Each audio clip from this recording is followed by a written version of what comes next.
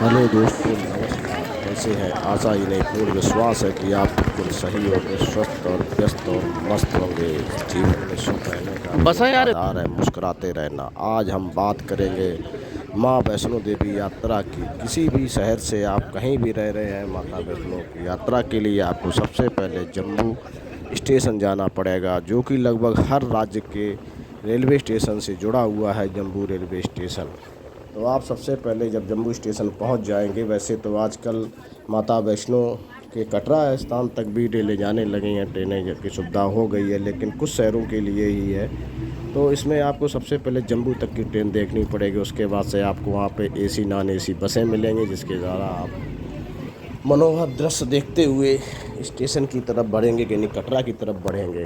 कटरा में जाने के लिए आप जैसा कि देख रहे हैं, बादलों की छटाएं बेहतरीन बेहतरीन आपको देखने को मिलेंगी, जैसे कि आप देख रहे हैं। और बीच में रेस्टोरेंट चाय पानी के लिए भी है, तो यदि आपको चाय पानी करना है तो रास्ते में बस वाले रोकेंगे, आपको चाय पानी नाश्ता भी कराएंगे। वैसे तो दूरी ज़्यादा नहीं है, तो बहुत रेंट भी कम है, 100 रुपये 130 रुपये दोनों। एसी नॉन एसी का रहता है, तो ज़्यादा रेंट भी नहीं है। आपको 1 से 2 ढाई घंटे में पहुंचा देते हैं, और बहुत बेहतरीन ये सफ़र होता है आपके जीवन के लिए। तो माता वैष्णो की जब भी तैयारी करें आप, तो जम्मू तक के लिए आपको जाना पड़ेगा। और आप ये यात्रा अपने जीवन में अपने मनोरम दृश्य के लिए और अपने एक हिल स्टेशन के घूमने के तौर पर भी आप देख सकते हैं।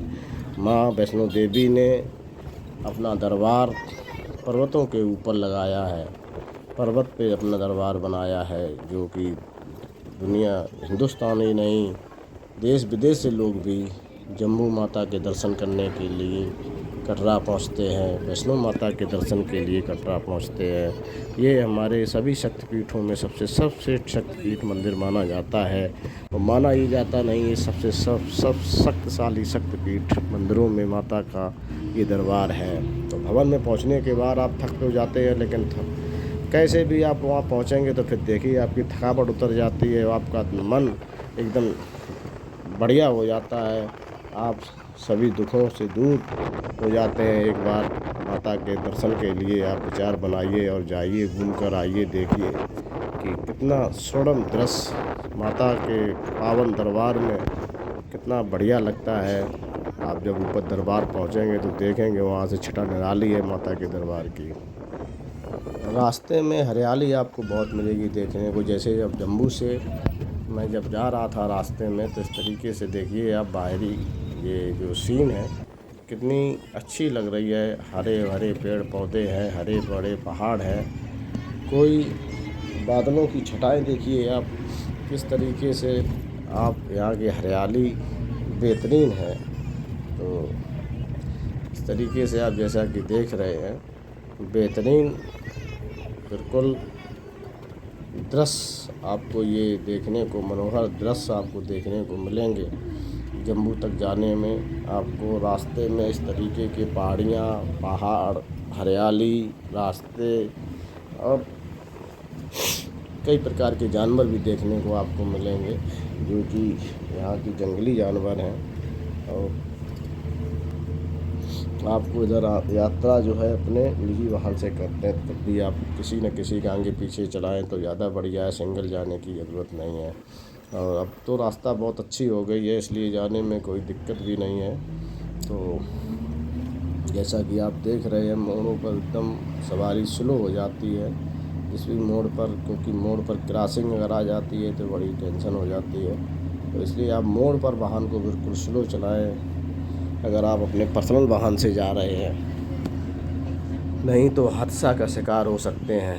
तो इस तरीके से ये दूरी तय करके हम लोग कटरा पहुंच जाते हैं। और कटरा में बस स्टैंड यानी चौराहा, जो कटरा चौराहा है, बस स्टैंड चौराहा है, टैक्सी स्टैंड चौराहा है, और पर्ची यात्रा, और वहीं से पर्ची भी मिलती है। पर्ची 2-3 जगह से मिलती है, एक तो जम्मू स्टेशन पे भी पर्ची मिल जाती है, एक कटरा बस स्टैंड पे, ट्रेन स्टेशन पे भी, ट्रेन स्टैंड बस स्टैंड सब जगह पर्ची उपलब्ध होती है। तो आपको पर्ची लेना अनिवार्य है। यात्रा के लिए पर्ची के बिना, यानी कि जो IDRF कार्ड होता है उसके बिना आप यात्रा नहीं कर पाएंगे, वो होना अति आवश्यक होता है। तो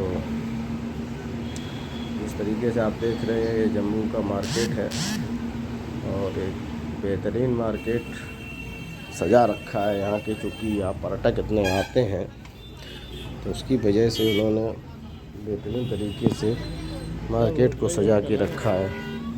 और ये जम्मू, ये कटरा का चौराहा है, मेन कटरा का ये मेन बाज़ार, मेन चौराहा, बस स्टैंड, टैक्सी स्टैंड, कुछ भी कह सकते हैं, क्योंकि ये कटरा की हार्ट है, कटरा का ये हार्ट है, तो इसको कुछ भी कह सकते हो। और यहाँ से ही सभी जगह के लिए बस, टैक्सी स्टैंड और कारें आपको यहीं पे रेंट पे मिलेंगी। कहीं भी घूमने जाना है, आसपास जो साइटें हैं, तो जहाँ भी आप जाना है तो यहीं से आपको साधन का उपलब्धता होगी, यहीं से आपको यात्रा पर्ची भी मिल जाएगी।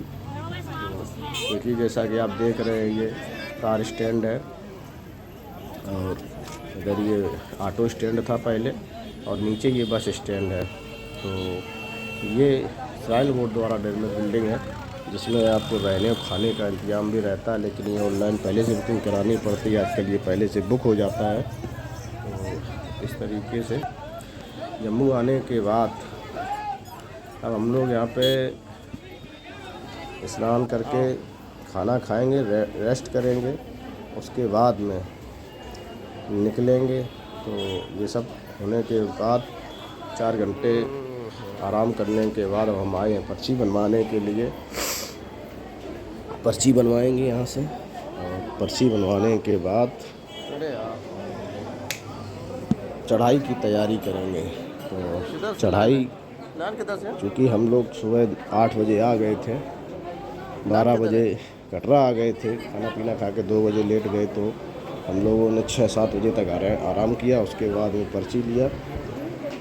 अब 10 बजे खाना खा के 11 बजे चढ़ाई चालू कर देंगे इसी हिसाब से। तो ये पर्ची बनाने में आप जैसा कि देख रहे हैं इतनी भीड़ रहती है।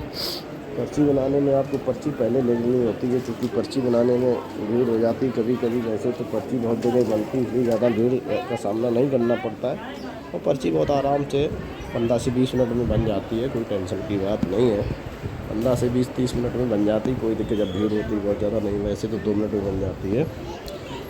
तो जैसे कि ये पर्ची बनाने का जगह है, जैसे आप देख रहे हैं,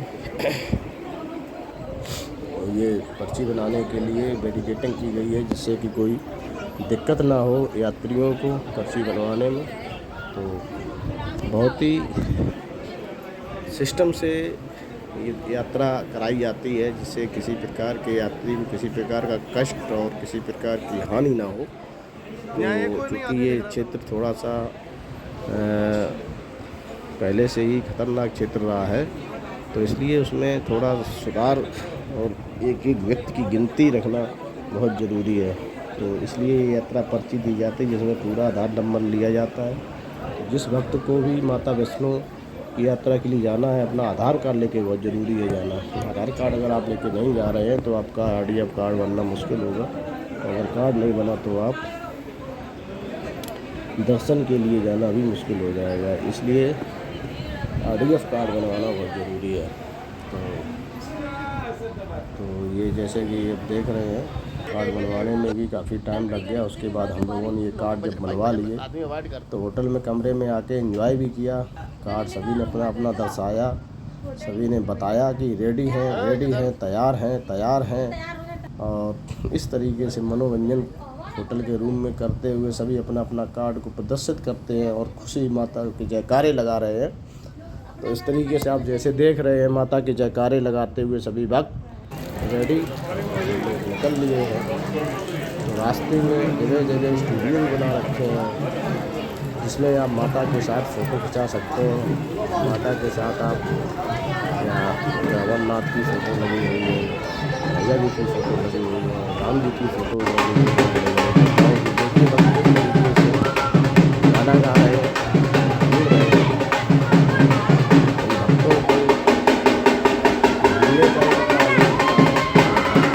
माता की भक्ति में हो जाते हैं, तल्लीन हो जाते हैं इस तरीके से।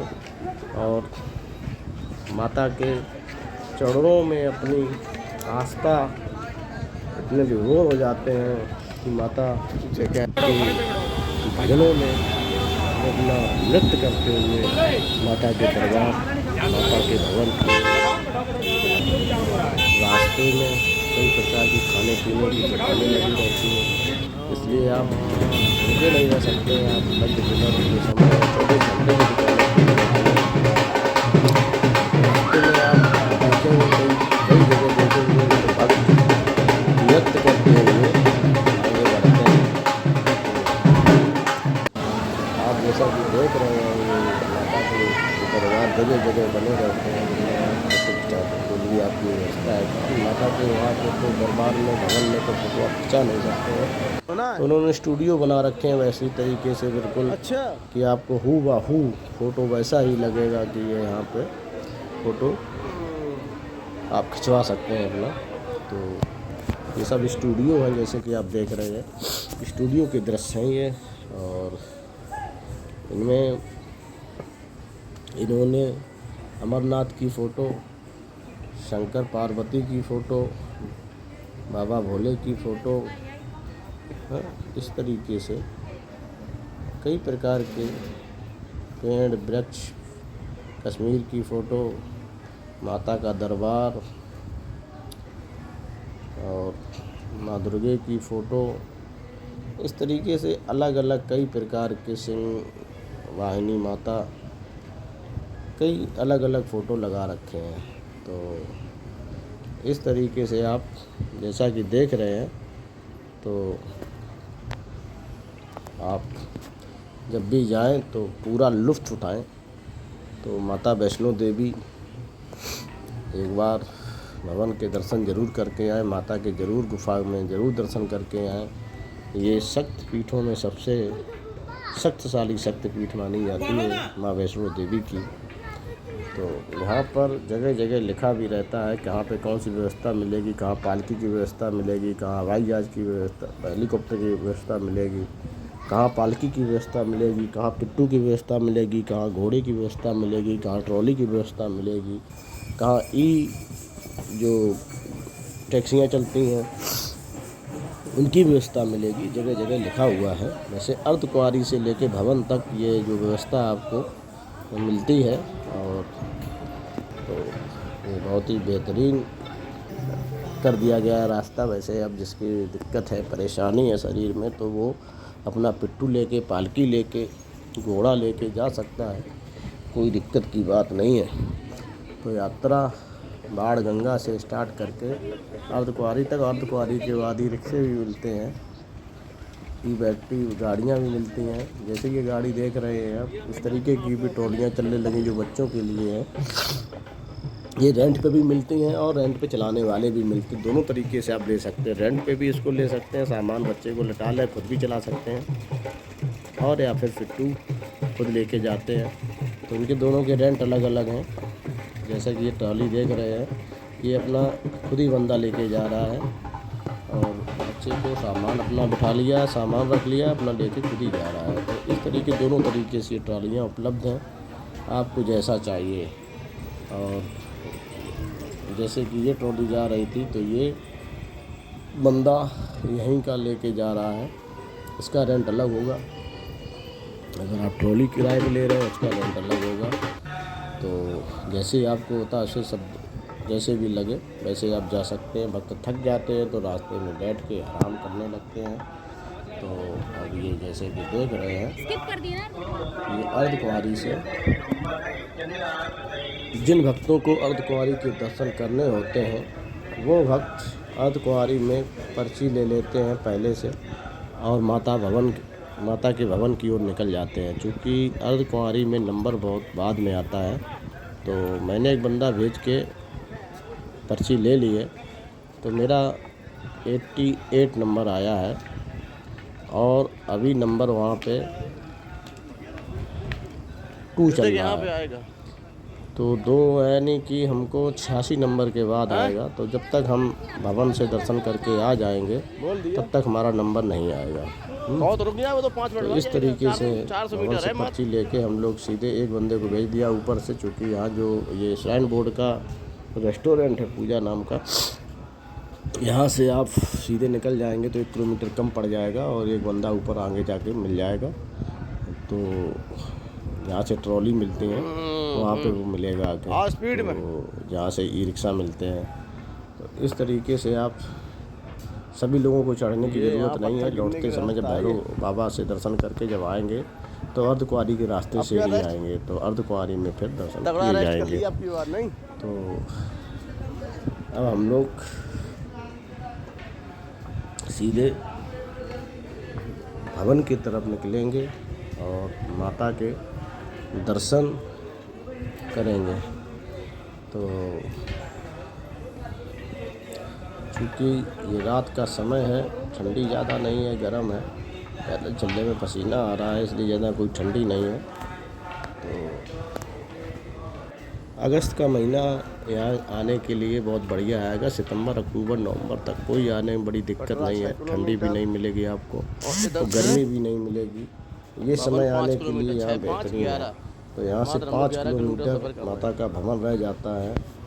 तो सभी भक्त, चूँकि बैटरियाँ ये जो ट्रैक है, इस ट्रैक पे ई बैटरियाँ भी चलती, लेकिन रात में ये बंद रहती हैं, इसलिए सुबह 6 बजे चालू होंगी। तब तक हम लोग रात में चूँकि यहाँ से निकल रहे हैं, अभी समय करीब 3:30 बजा है, तो इसलिए कोई दिक्कत की बात नहीं है।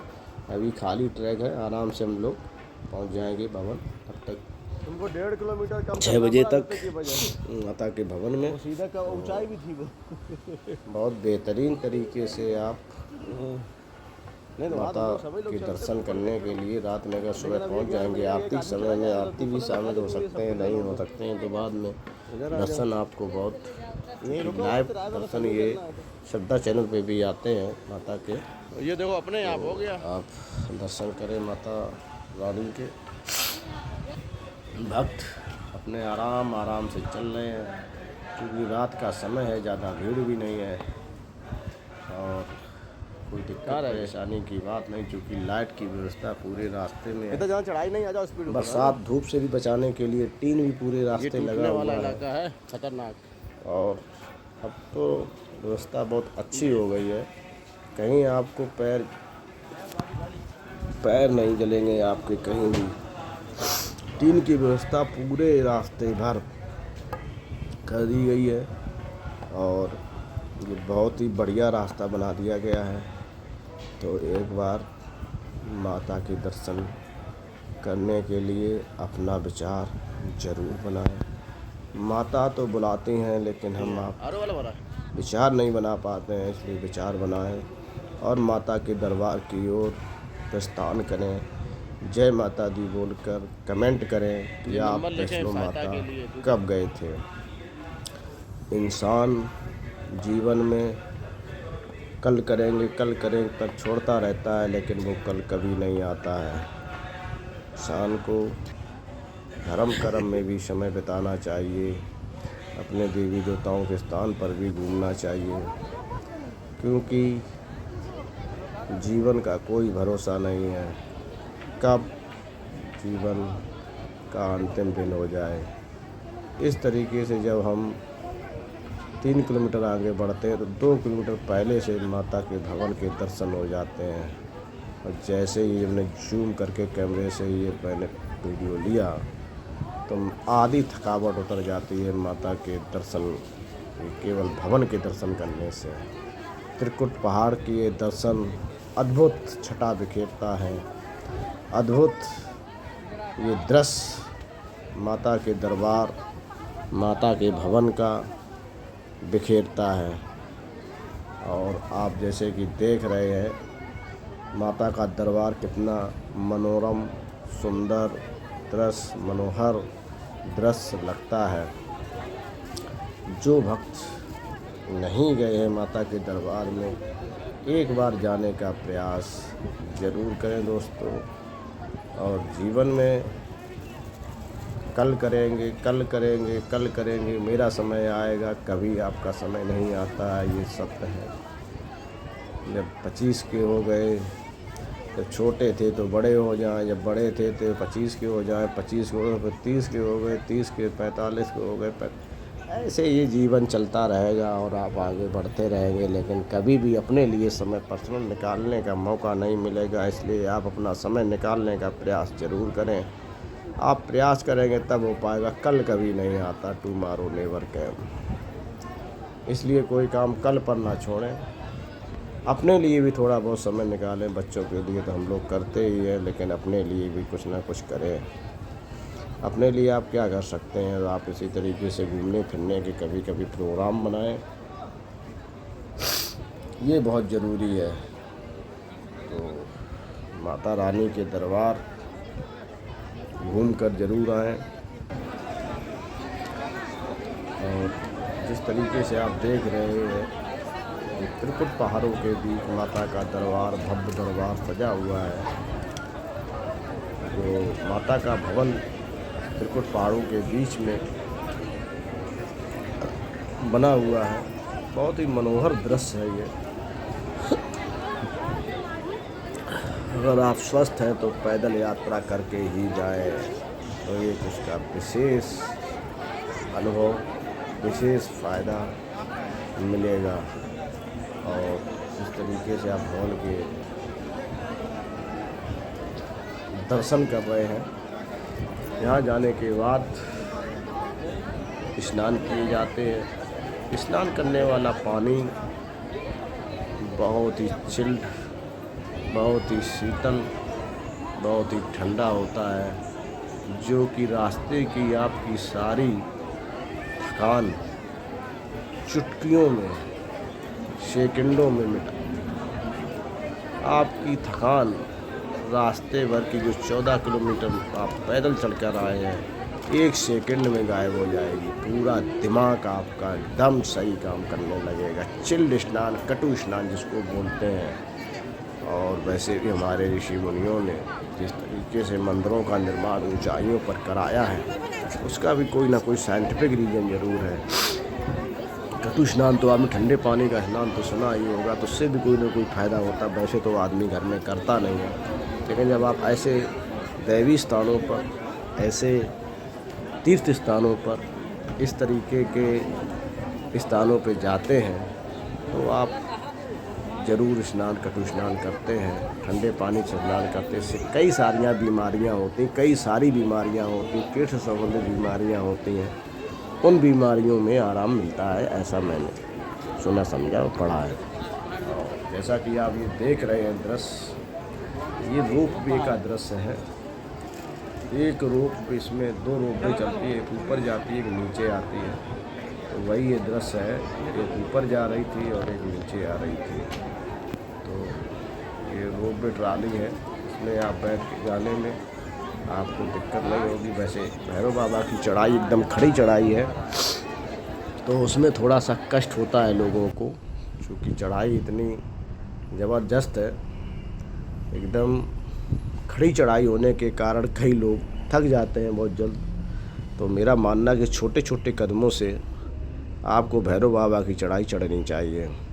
आपको जल्दबाजी नहीं करना चाहिए। आप छोटे छोटे कदम उठाते हुए भैरव बाबा के दर्शन के लिए निकलें, और तेज़ भागने की ज़रूरत नहीं है आपको। बिल्कुल slow slow slow slow slow slow चले, और आप कब पहुंच जाएंगे आपको पता भी नहीं चलेगा। लेकिन यदि आपने तेज़ी चलने का प्रयास किया तो आप थक जाएंगे, हाँफने लगेंगे, हाँफनी छूट जाएगी, आप घबराने लगेंगे। इसी बीच अगर घोड़े, बारिश ने आपको तंग किया तो आप बहुत चिड़चिड़ेपन का शिकार हो जाएंगे। आप खिसियाएंगे, लड़ेंगे, झगड़ेंगे। इसलिए आपको ये सलाह दी जाती है माता के भवन से, जब आप भैरव बाबा के दर्शन के लिए चलें तो आप बहुत छोटे छोटे कदमों के द्वारा आप भैरव बाबा चढ़ाई का लुत्फ़ उठाते हुए वहाँ से माता के भवन रास्ते में आपको देखने को मिलेगा एक अद्भुत नज़ारा। जो माता का भवन, आप जब भैरव बाबा की चढ़ाई चढ़ेंगे, जो अद्भुत दृश्य आपको माता के भवन का दिखाई पड़ेगा, वो आपको कहीं से नज़र नहीं आएगा। वहीं से आपको रोपवे की ट्रॉलियों का भी बहुत अच्छा नज़ारा देखने को मिलेगा। जैसा कि आप भवन जब देख रहे हैं रोपवे, ये बाबा भैरवनाथ के रास्ते में जाते समय ये पूरा जिस तरीके से दृश्य दिखाई पड़ रहा है, ये दृश्य बाबा भैरव के रास्ते में पड़ता है। जब भवन से जब आप भैरव बाबा मंदिर की चढ़ाई चढ़ेंगे तो आप ऊपर से देखेंगे तो आपको कुछ इस तरीके से आपको माता के भवन का दृश्य देखने को मिलेगा, जो बहुत ही मनोरम और सुंदर दृश्य दिखाई पड़ता है। तो इस यात्रा को भी मेरा मानना है कि पैदल ही करें, घोड़े और पिट्ठू का सहारा लेना छोड़ दें, क्योंकि वो भी किसी के जीव हैं।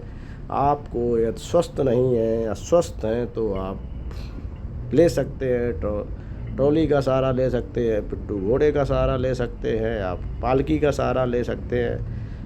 तो मेरा मानना है कि आप जब पैदल चलेंगे तो धीरे धीरे चलेंगे, मनोरम दृश्यों को देखने में ध्यान लगाएं, ना कि आप थकान और उस पर ध्यान लगाएं। जब आप मनोरम दृश्य पर ध्यान लगाएंगे तो ये पक्का है कि आपको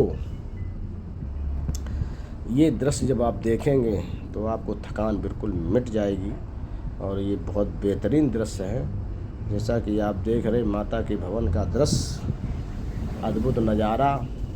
तो इस तरीके से जब यहाँ पल पल में बादल आते हैं, पल पल में बारिश होती है, तो ये भी एक बहुत ही बेहतरीन तरीके से आपको देखने को मिलेगा। ये हर जगह आपको देखने को नहीं मिलेगा। जो आप देख रहे हैं ये नज़ारा कोई छोटा नज़ारा नहीं है, बहुत बेहतरीन नज़ारा है। तो बाबा भैरव के दर्शन के लिए जाते समय इस तरीके से आप यहाँ पे सेल्फी वीडियो बना सकते हैं, जो कि आपके भविष्य में आपको यादगार याद रहेगा कि हाँ, मैं यहाँ पर इस समय गया था, हाँ भाई मैंने ये दर्शन किए थे। तो ज़रूर बताएं आप कमेंट करके कि कब गए थे भैरव बाबा के दर्शन करने में, आपको क्या दिक्कत महसूस हुई और क्या आपने रोमांच, क्या आपने वहाँ पे आपको क्या अच्छा लगा, ये सब आप कमेंट के द्वारा ज़रूर बताएं दोस्तों। जब आप भैरव बाबा के दर्शन कर लेंगे तो इसके बाद में आप यहाँ से अर्धकुंवारी की तरफ चलेंगे, जो कि आपको रास्ते में सांझी छत, हाथी टीला मिलेगा। रास्ते में ये 2 स्टॉपेज पड़ेंगे जहाँ आप नाश्ता पानी कर सकते हैं। यदि आप भूखे प्यासे हैं तो यहाँ पे खाना भी खा सकते हैं। वैसे आपको हर प्रकार वैरायटी के यहाँ पे नाश्ता पानी मिल जाएंगे, ड्रिंक, कोल्ड ड्रिंक वगैरह वगैरह, खाना पीना, चाय समोसा सब कुछ उपलब्ध रहेगा। तो आप रास्ते में यहाँ पे ले सकते हैं। अर्धकुंवारी पहुँचने पर आपको सब कुछ व्यवस्था मिलेगी, ठहरने की व्यवस्था मिलेगी। रास्ते में इतने बीच में कहीं ठहरने का इंतज़ाम नहीं है, इसलिए आप थोड़ा हिम्मत बांध कर धीरे धीरे छोटे कदमों से नीचे उतरें। जैसा कि आप ये देख रहे हैं दृश्य, ये बहुत ही प्यारा दृश्य आपको देख रहे हैं, किस तरीके से जंगलों का दृश्य महसूस हो रहा। पहाड़ों के बीच में जैसे जंगल उत्पन्न होते हैं, तो जंगल तो है ही पहाड़ों पर। तो इस तरीके से आप जैसा कि देख रहे हैं, तो माता रानी के दर्शन के लिए प्लान जब भी करें तो आप ज़्यादा ठंडी हो तब ना करें, ज़्यादा बरसात हो तब ना करें। यानी कि आप ये मौसम ज़्यादा गर्मी में भी ना करें। तो आप ये अगस्त, सितंबर, अक्टूबर, नवंबर तक इधर कर लें। उसके बाद मार्च, अप्रैल, मई उधर कर लें तो आपको बहुत ही बेहतरीन दर्शन प्राप्त होंगे। इधर अगस्त सितंबर में करेंगे, नवंबर में, तो आपको इधर हरियाली, एक बेहतरीन नज़ारे भी देखने को मिलेंगे। और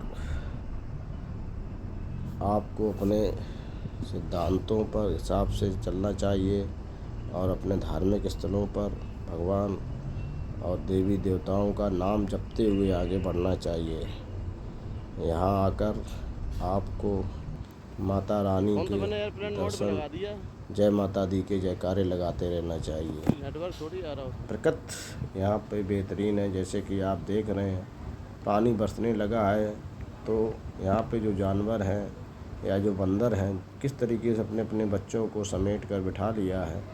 पानी बरसने के कारण ये सब थोड़ा सा ऐसे बैठ गए हैं ऐसे चिपक गए हैं, चूँकि एक दूसरे से पानी इनके ऊपर से निकल जाए और बच्चे ना भीगें। तो देखिए बच्चों को कितनी सेफ्टी से इन्होंने अपने को बांध रखा है, अपने पास चिपका रखा है। पूरे पेड़ पर कितने बंदर बैठे हैं जो कि गिने भी नहीं जा सकते हैं। और जिसमें से एक बंदर ये देखिए कैसे उछल कूद मचाए हुए है। तो कुछ बदतमीज़ लोग होते हैं हर समुदाय में, हर समूह में उस तरीके से। ये भी अपनी खुराफात से बाज नहीं आ रहा है और तो सब चिपके हुए बैठे हैं, ये ऊपर नीचे उठा बैठक लगाए हुए हैं। तो आप इन चीज़ों का ध्यान रखें कि हर समुदाय, हर समूह में कुछ खुरापाती लोग होते ही हैं जो कि अपनी खुरापात से किसी भी समस्या में भी खुरापात करते रहते हैं। तो इनसे हमें बचते रहना है। एक ही अच्छा मैसेज है, जो खुरापात लोग हैं उनसे हमें बच के रहना है। तो अब हमें देखना है कि किस तरीके से ये सब बंदर बैठे हुए हैं, किस तरीके से पानी बरस रहा है और ये अपने बच्चों को सेव किए हुए हैं और कुछ इनके बालों से निकाल निकाल के खा भी रहे हैं। गंदगी है कि जुआ है क्या है।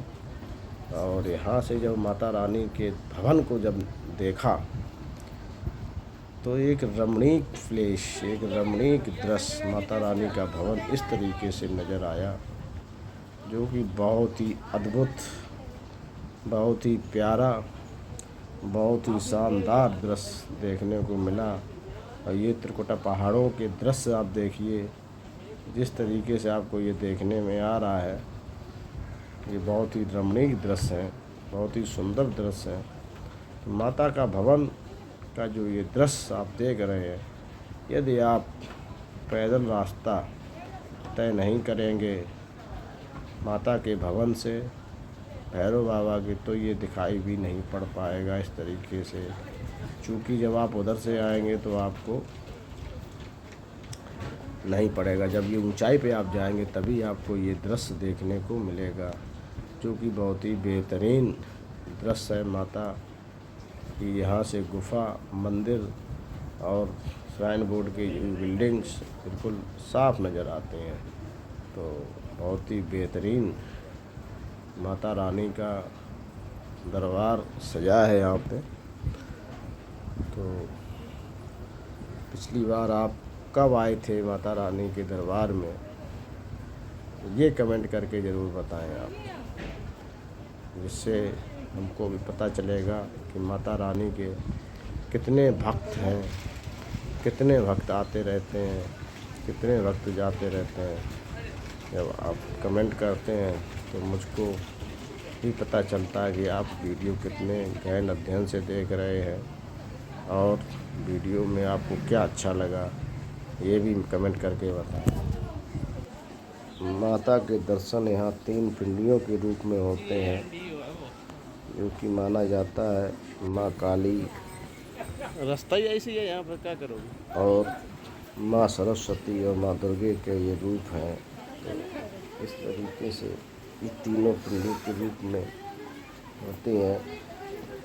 यदि आप माता के दर्शन करने के लिए आए और भैरव बाबा के दर्शन नहीं किए तो माना जाता है कि ये दर्शन आपके अधूरे माने जाते हैं। तो इसलिए आप पहले से माइंड पे प्रिपेयर रखें और भैरव बाबा के दर्शन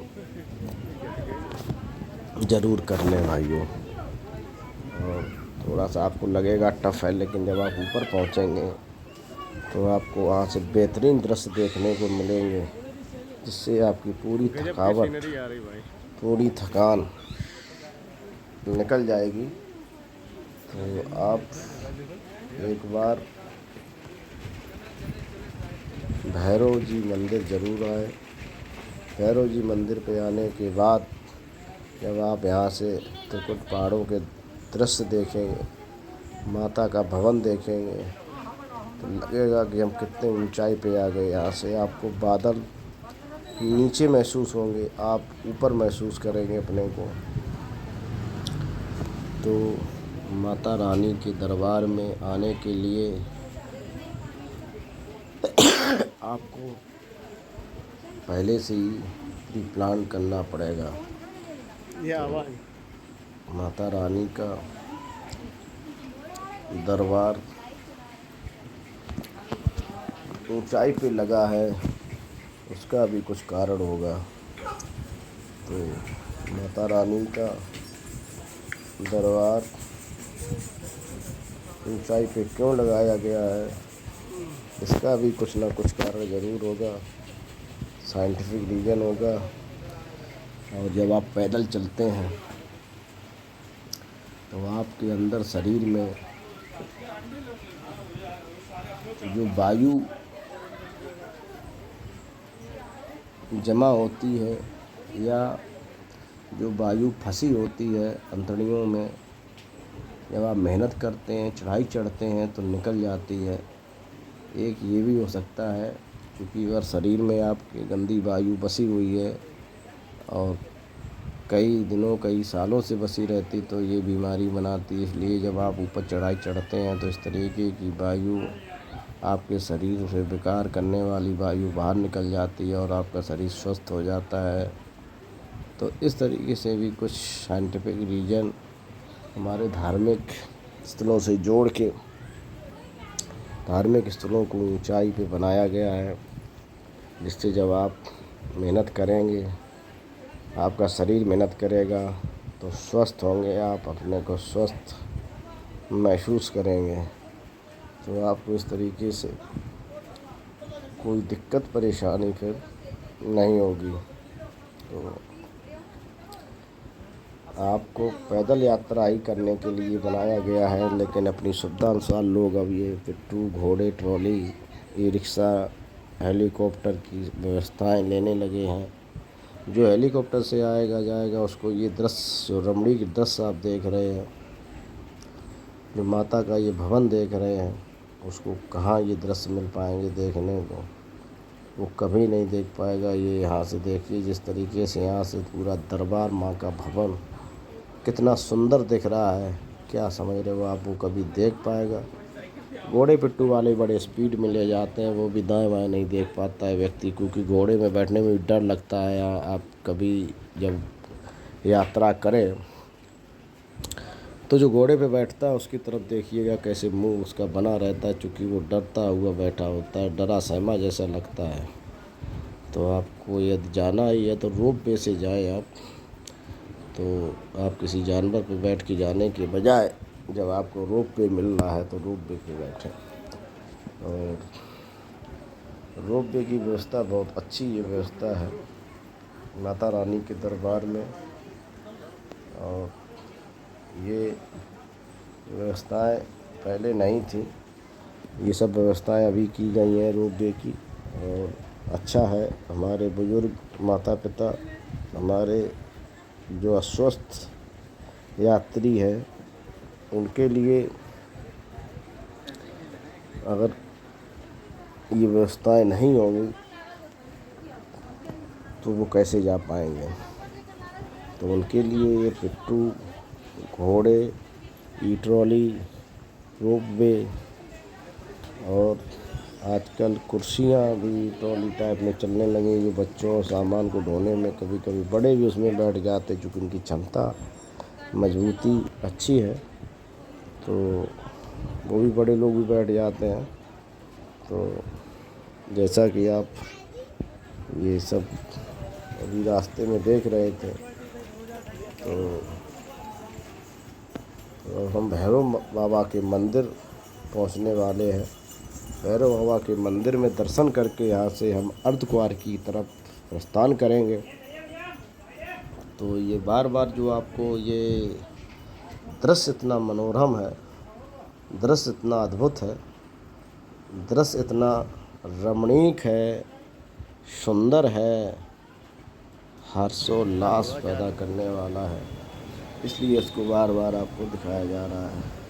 और इसके बाद में आप 2 मिनट का वीडियो बनाते फिर चलते हैं। नीचे अर्धकुंवारी होते हुए कटरा आ जाते हैं, और कटरा चौराहे का ये शाम का दृश्य बहुत ही बेहतरीन है। क्योंकि यहाँ की ये लाइटिंग व्यवस्था आप देखिए किस तरीके से होटल और ये धर्मशाला सजी हुई है। ये मेन टैक्सी स्टैंड है कटरा का। कटरा के बगल में ये सामने होटल है दुर्गा, और बेहतरीन होटल है ये ठहरने के लिए, और मेन जगह पर है ये।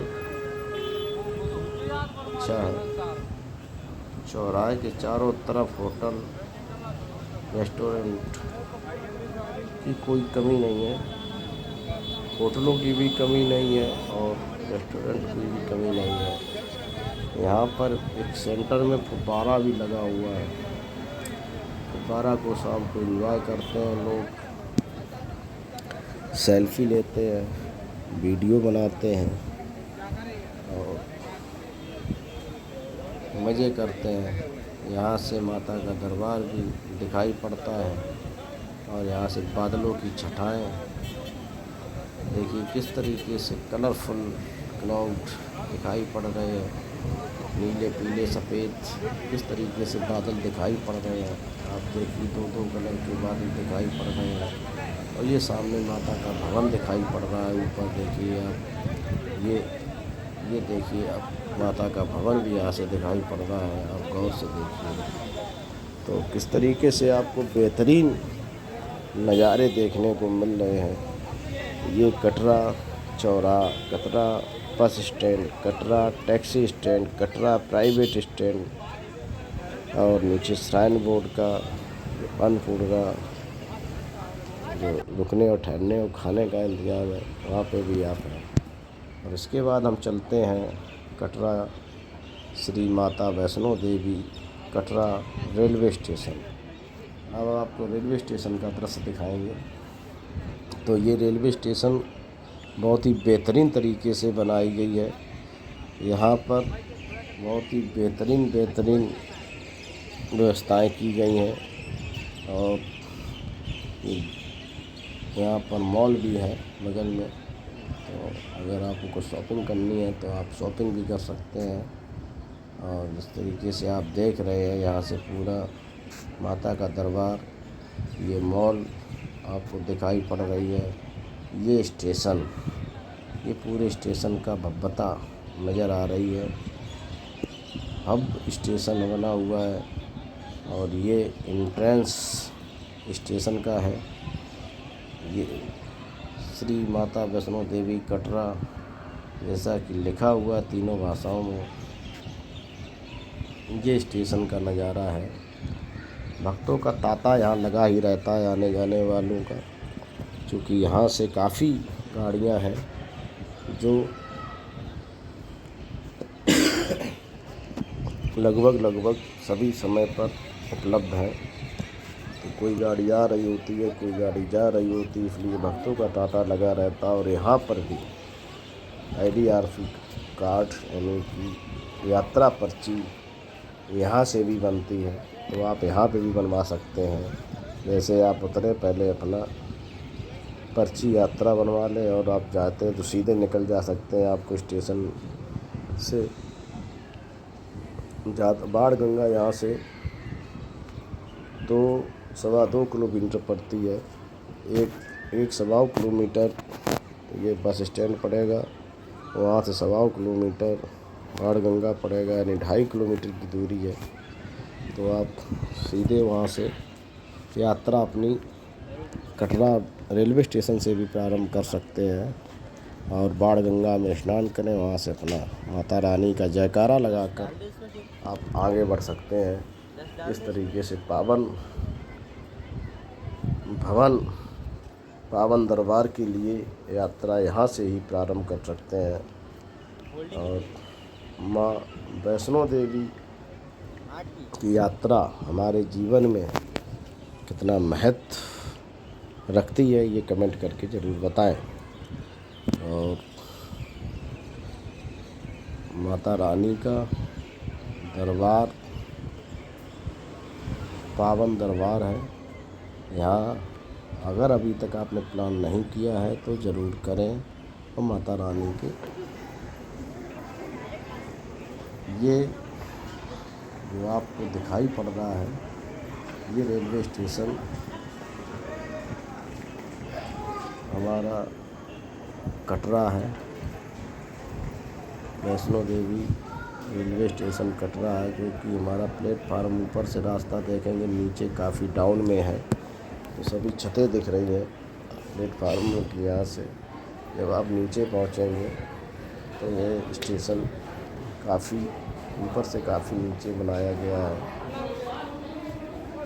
तो इस तरीके से आपको ये पूरा माजरा दिख रहा है, जो ये स्टेशन का पूरा दिख रहा है। यहाँ पे जो गाड़ियाँ खड़ी होती हैं वो काफ़ी डाउन है, जो आप एंट्री है काफ़ी ऊंचे पे रेलवे स्टेशन की, इसलिए आपको महसूस हो रहा है कि ये क्या है, क्योंकि ये जो प्लेटफार्म है वो काफ़ी डाउन में है। यहाँ से आप एंट्री करेंगे स्टेशन में वो काफ़ी ऊंचे पर है, यानी कि 1 तल ऊंचे पर एंट्री करेंगे आप। 1 तल डाउन में गाड़ियाँ खड़ी रहती हैं। ऐसा ये सब नज़ारा है। तो ये आप रेलवे स्टेशन कटरा का नज़ारा देख रहे हैं। और जब आप यहाँ से जम्मू के लिए चलेंगे तो आपको बेहतरीन कई टनल मिलेंगे, जो कि और लंबी टनल है।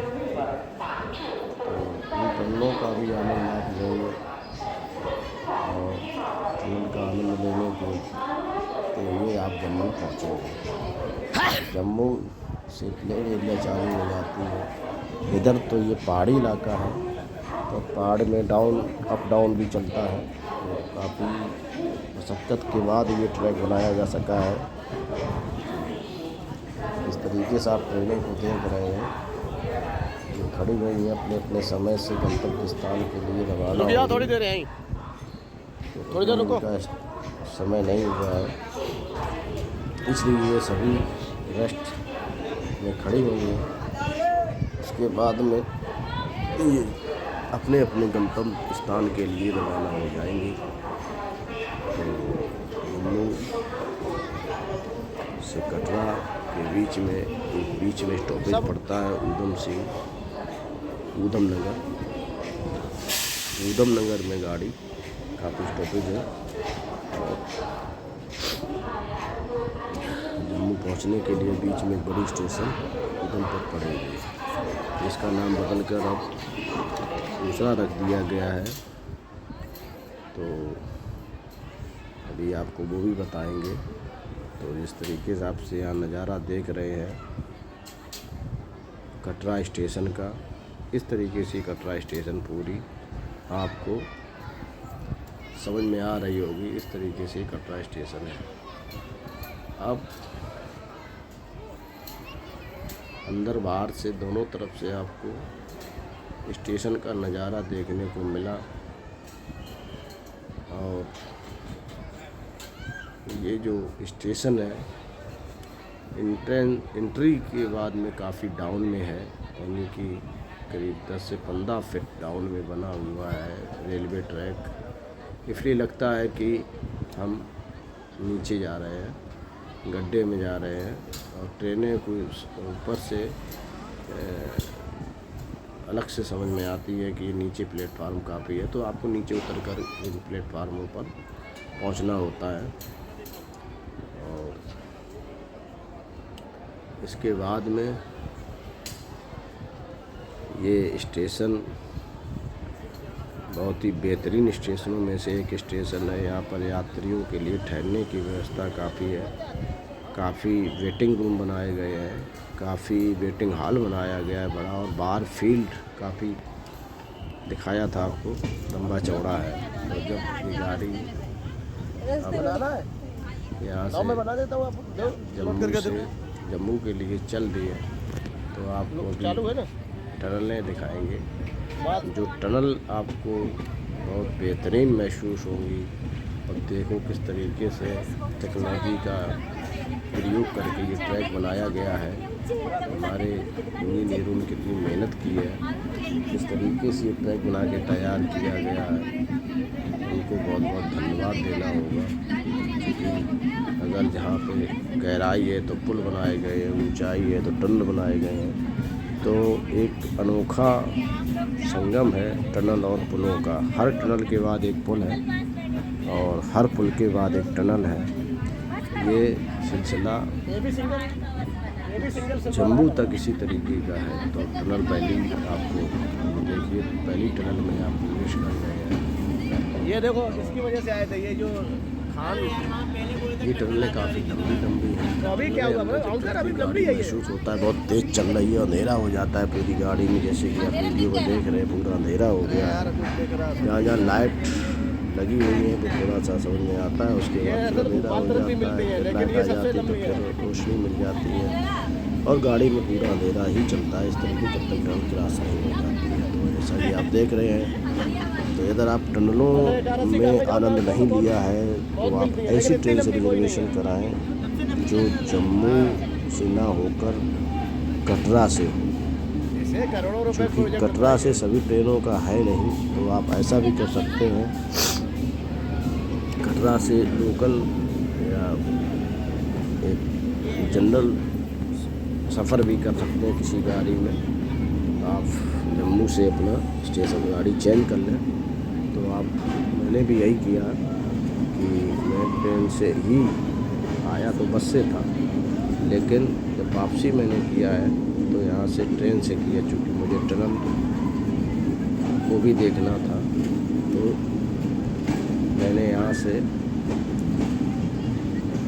जनरल टिकट लेके ट्रेन पे गया हूँ और यहाँ पे टनल का आनंद लिया। जैसे कि आपने देखा, पहली टनल क्रॉस हो गई और ट्रेन यहाँ पे काफ़ी स्पीड से निकलती भी है और जब टनल से चलती है तो लगती भी है काफ़ी स्पीड में ये चल रही है। तो ये टनल निकलने के बाद, जैसा कि आपको बताया, ब्रिज छोटा मोटा ऐसा भी पड़ता ही है। तो ये ब्रिज है, चूँकि पहाड़ के बाद नदी होना या नाला होना संभव है, होता है, क्योंकि पानी ऊपर से पहाड़ का उतर कर आगे तो जाएगा कहाँ से। तो बगल में जस्ट नाला, नदी या बड़ी नदी, छोटी नदी, नाला, नदी कुछ भी होता है तो उसमें भी ब्रिज पुल का निर्माण तो बनेगा ही। इसलिए ये रूट बड़ा ही महंगम दृश्य है, बड़ा ही सुंदर दृश्य है, बड़ा ही रमणीक है, बड़ा ही मनोरम दृश्य है। तो आप इधर से एक बार यात्रा भी करें, मेरा मानना है। यदि आप जम्मू से ही ट्रेनों का रिजर्वेशन हुआ है तो आप लौटते समय इस समय पे आएँ कि आपको ट्रेन मिल जाए और आपको जनरल में भी आराम से बैठने की जगह मिल जाएगी। तो दिक्कत परेशानी की बात नहीं है, तो आप आराम से बैठकर आ सकते हैं जम्मू तक। जनरल में भी सीट आपको मिल जाएगी, कोई दिक्कत नहीं होगी। लगभग गाड़ियाँ खाली ही चलती हैं, तो आपको और गाड़ियों की कोई कमी भी नहीं है। तो आप आ सकते हैं, जितने समय पे हो आपकी ट्रेन पता कर लें और यहाँ से ट्रेन 2-3 घंटे पहले आप पकड़ लें, आराम से जम्मू तक आप पहुँच जाएंगे। तो जिस तरीके से आप देख रहे हैं हरियाली, किस तरीके से ये हरियाली आपको नज़र आ रही है। और फिर दूसरी टनल, और ये टनल बहुत लंबी लंबी टनल है, तो पूरा गाड़ी में अंधेरा हो जाता है। तो ये टनल छोटा सा स्टेप लिया, क्योंकि फिर आगे टनल का पूरा वीडियो बना लेंगे। बार बार वीडियो बहुत लंबा होता जा रहा है, लेकिन आपको ये सुंदरता कश्मीर की दिखाना भी ज़रूरी है। अगर ये जम्मू कश्मीर की सुंदरता आपको नहीं दिखाएंगे वीडियो, बड़ा आप स्किप करके देख सकते हैं। इसको मन नहीं कर रहा है मत देखें, इसको देखना है देखें, इसमें कोई टेंशन की बात नहीं है। लेकिन जिसको अपना रूट देखना है वो देख सकता है कि हमको कहाँ से कब कहाँ पहुँचें, कब कहाँ देखें। तो इस तरीके से आपको ये बिना जाए भी यहाँ से आपको ये सुंदरता देखने को मिल सकती है। रेलवे ट्रैक के किनारे की सुंदरता भी देखने को मिल सकती है।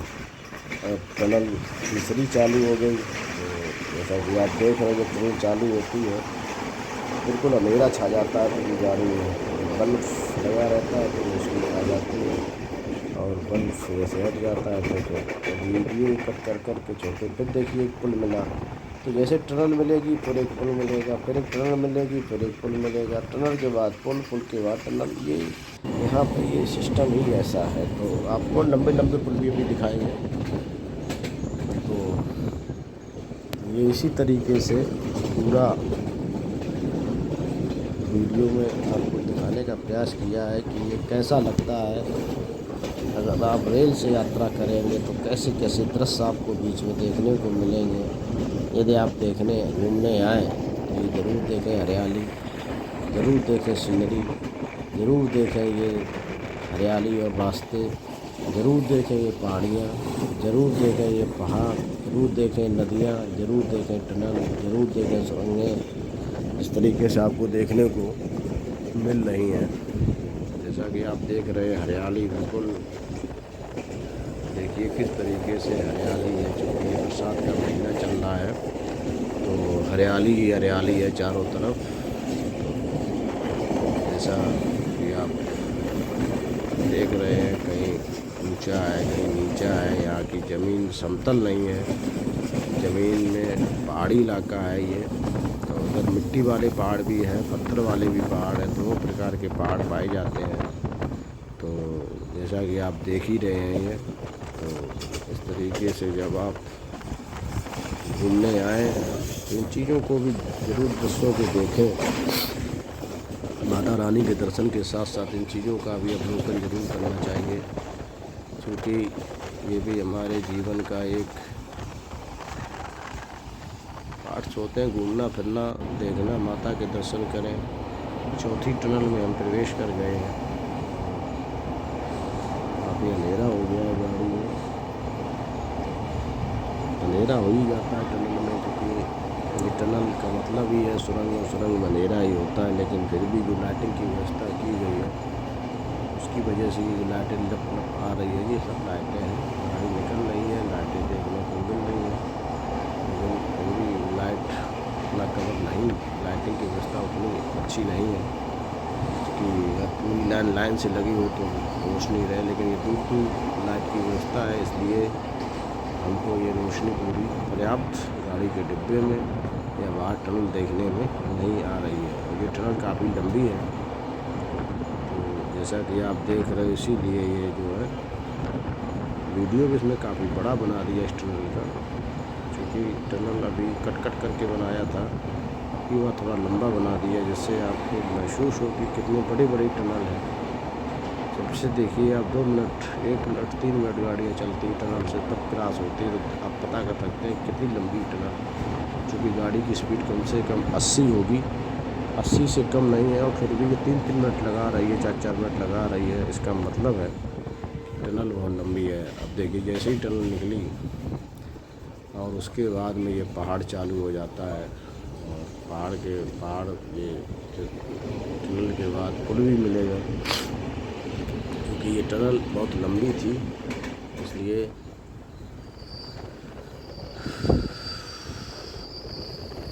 तो ये टनल पास है काफ़ी, 3-4 टनल बिल्कुल पास है। बिल्कुल अंधेरा अंदर हो जाता है गाड़ी में, जैसे कि आप वीडियो में देख रहे हैं। तो आप जब आएँ वैष्णो माता के लिए तो उन टनलों का प्रयोग जरूर करें। मेरा मानना है उनका आनंद आपको जरूर आएगा। माता रानी की जब भी कृपा हो आप आइए, और माता का बुलावा, यदि आपने मन में ठान लिया है तो माता का बुलावा ज़रूर आएगा। यदि आपको टनल जैसे कि आप देख रहे हैं ये लाइटिंग की व्यवस्था है, फिर भी गाड़ी में अंधेरा तक ये टनल निकल गई है। उसके बाद ये ब्रिज चालू हो गया है और अब हम ये देखो सरदार जी का जम्मू के पास आ चुके हैं, जम्मू के सरहद पर पहुंच चुके हैं और छोटे मोटे शहर से पहले जगह गुरुद्वारा जम्मू स्टेशन से क्यों सही है। 1 किलोमीटर पहले ये जम्मू का ही हिस्सा है, जम्मू का ही मोहल्ला है। अब हम जम्मू रेलवे ये स्टेशन पतंग जा रही उड़ती हुई, तो पकड़ लें। माजा पहुँचेंगे जा रहा था। और वहाँ पर ये वीडियो ख़त्म करेंगे, क्योंकि जम्मू से लेके जम्मू तक का ये वीडियो बनाया था। क्योंकि गया बस से था, आया ट्रेन से हूँ, पैदल यात्रा की है, इसलिए ये वीडियो काफ़ी लंबा हो गया है। तो वीडियो देखने के लिए बहुत बहुत धन्यवाद। चैनल को सब्सक्राइब कर दें, वीडियो को लाइक कर दें और स्किप करके भी वीडियो देख सकते हैं, क्योंकि कुछ लोगों को लंबा वीडियो देखने में आनंद आता है, कुछ लोगों को छोटा वीडियो देखने में आनंद आता है। तो जो जैसा है अपना उस तरीके से देखे, एडजस्ट कर लेता है।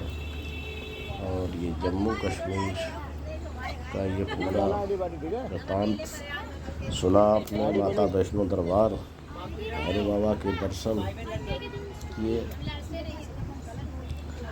और ये ट्रेन आउटर पर खड़ी हो गई है, चलेगी तब स्टेशन हम लोग पहुँच जाएंगे। यहाँ से 2 मिनट का रास्ता है, बहुत पास में ही स्टेशन आ गए हम लोग। अब यहाँ से ट्रेन चेंज करनी है, यहाँ से दूसरी ट्रेन में सफ़र करेंगे। अब हम पहुँच गए हैं जम्मू तवी स्टेशन। बहुत ही सुंदर तरीके से अलग ही डिजाइन में जम्मू तवी स्टेशन का जो स्ट्रक्चर है अभी है।